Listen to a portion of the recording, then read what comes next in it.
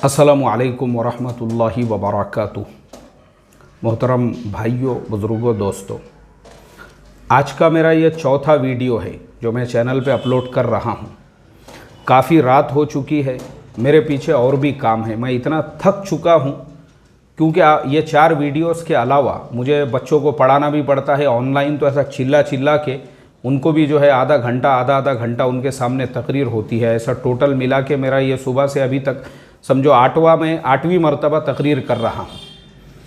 तो मेरी ये इतनी रात को आप लोगों के सामने आने और ये चंद बातें बोलने का सिर्फ मकसद इतना है, पिछले 2 दिनों से एक मुसलमान लड़की वो कंटिन्यू मुझे कॉल कर रही है, लेकिन मैं मेरी मसरूफ़ियत की वजह से उसका कॉल रिसीव नहीं कर पा रहा हूँ क्योंकि मेरा मोबाइल रहता साइलेंट।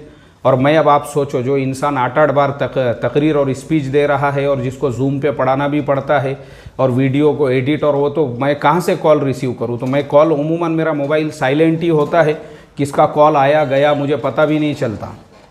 अब इसमें प्रॉब्लम ऐसा हो रहा है, मैंने बाद में देखा कि उसी लड़की ने व्हाट्सएप के ऊपर कंटिन्यूसली मुझे बहुत सारे उसके मैसेजेस भी आए हुए हैं जिसके अंदर वो रो रो कर मेरे से ये रिक्वेस्ट और दरख्वास्त कर रही है कि मुफ्ती साहब, मेरे माँ बाप ज़बरदस्ती मेरा निकाह दूसरी जगह करना चाहते हैं और मैं एक और लड़के से निकाह करना चाहती हूँ, जो लड़का माशाल्लाह हायर एजुकेटेड है, ग्रेजुएट है, ऑलरेडी एक जगह पे जॉब करता है और माशाल्लाह हम दोनों एक दूसरे को चाहते हैं, एक दूसरे को पसंद करते हैं।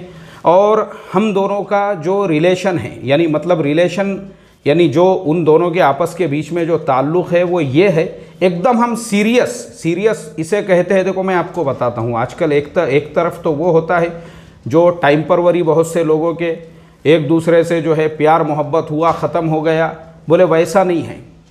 हमने पहले ही ये कमिटमेंट किया था कि अपने को निकाह करना है।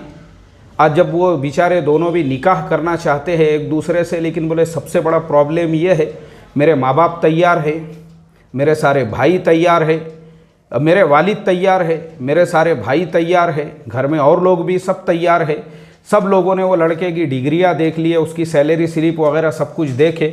सिर्फ़ और सिर्फ मेरी माँ वो बीच में रुकावट और अड़थड़ा बनी हुई है और उसका कहना ये है कि वो इस निकाह के लिए तैयार नहीं है। तो वो बेचारी बच्ची 2 दिनों से मुझे मुसलसल एक तो फ़ोन कर रही है, मैं उसका कॉल रिसीव नहीं कर पाया, और दूसरे उसके मैसेजेस अभी मैंने देखा हूँ।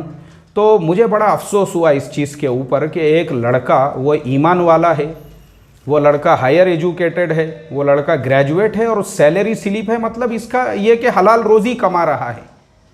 तो मेरे समझ में ये नहीं आता वो कौन सी माँ है जिस माँ को इसके ऊपर एतराज़ है। क्या वो माँ ये चाहती है कि उसकी बेटी उसका घर छोड़ के भाग जाए, उसकी बेटी अपनी मर्ज़ी से जाके कोर्ट में शादी करे? क्योंकि 18 साल से ऊपर कोई लड़की अपनी मर्ज़ी से निकाह करती है, इंडियन लॉ और कानून के एतबार से दुनिया की कोई ताकत उसको रोक नहीं सकती। ऐसे ही शरीयत के अंदर भी हमारे इमाम आज़म अबू हनीफ़ा रहमतुल्लाह अलैह के नज़दीक जो लड़की बालिगा है उसको पूरा राइट है, वो अपने मर्ज़ी से जिससे चाहे उससे निकाह कर सकती है। अगर वो लड़की कबूल करने से इनकार कर दे तो दुनिया का बड़े से बड़ा आलिम, बड़े से बड़ा मुफ्ती भी उसका निकाह नहीं पढ़ा सकता, क्योंकि जब तक वो लड़की को मंजूर नहीं होगा तब तक। तो जब शरीयत ने उसको पूरा राइट दे दिया हुआ है और इंडियन कानून ने पूरा राइट दिया हुआ है, तो ये उसकी अम्मा जान बीच में फूलन देवी बन के क्यों खड़ी हुई है? उसकी माँ अपने बेटी का घर बर्बाद करना चाहती है।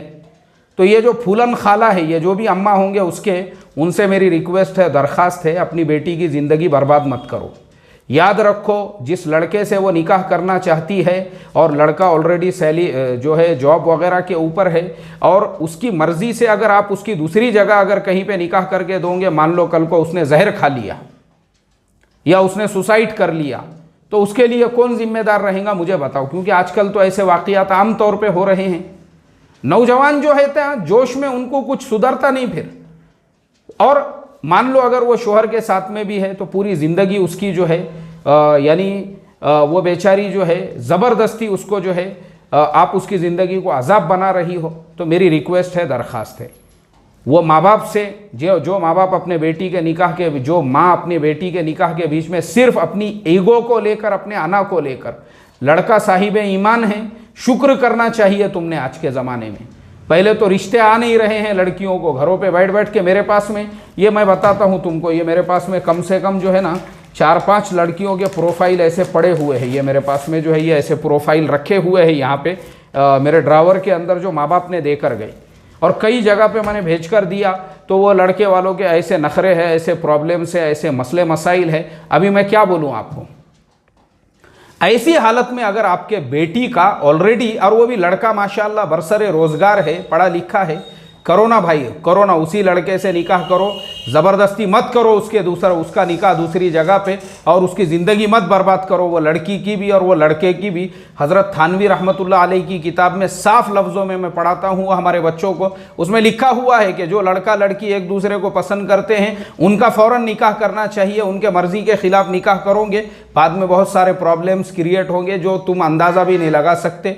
अल्लाह ताला हम तमाम की ऐसे मसले मसाइल से हिफाजत फरमाएँ, और हमारे औलाद के जो एक्सपेक्टेशंस है, औलाद की जो उम्मीदें हैं, हमने औलाद को पैदा किए तो कोई उनके ऊपर एहसान नहीं किए, बल्कि हमारे ऊपर फ़र्ज़ था उनको पढ़ाना लिखाना, उनको बालिग बनाना। वो कोई हमारे ग़ुलाम बांदिया नहीं है कि हम उन पे जो थोपना चाहे वो थोपेंगे। पूरा फ्रीडम दो अपनी औलाद को, खुल के जीने दो उनको उनके एतबार से। और क्योंकि ये कोई गैर शरई नहीं है ना भाई, खुल के जीने का मतलब ये नहीं है कि मैं आपको उसके साथ में भेजने की इजाज़त दे रहा हूँ, बल्कि वो निकाह करना चाहते हैं और दूसरी जगह उसको निकाह मंजूर नहीं है तो मत करो उसका निकाह, रहम करो उसके ऊपर यार। अल्लाह अमल की तौफीक अता फरमाए। पहले बहुत टाइम हो गया यार, खाना भी बाकी है मेरा। अस्सलामु अलैकुम व रहमतुल्लाहि व बरकातुहू।